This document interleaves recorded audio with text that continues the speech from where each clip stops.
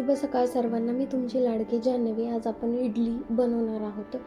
तर मऊ इडली कशी बनवायची हे पाहून घ्या तुम्ही.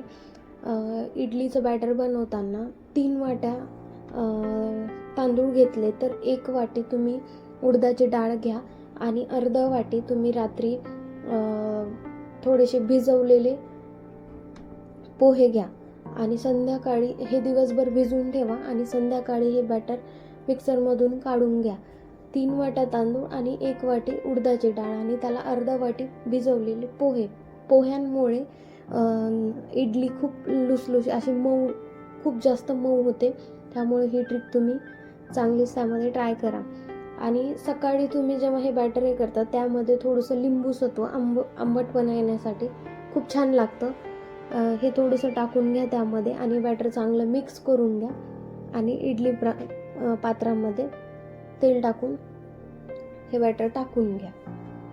आता मी इडली पात्र हे जे आहे माझ्याकडे त्यामध्ये इडलीचं बॅटर आता टाकते मी.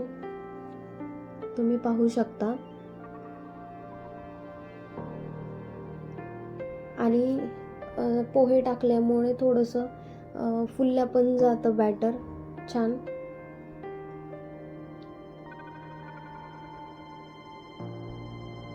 तर तुम्ही हे पाहून घ्या इडली. आणि नंतर खाली थोडंसं पाणी टाकलंय मी.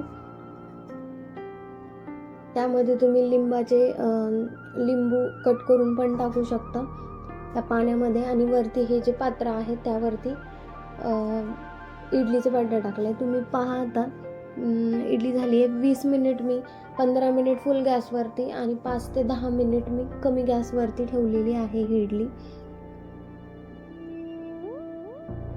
तर ही तयार झाली आहे. आता मी तुम्हाला हे इडली दाखवते. तुम्ही बघा, खूप जास्त मऊ इडली झालेली आहे.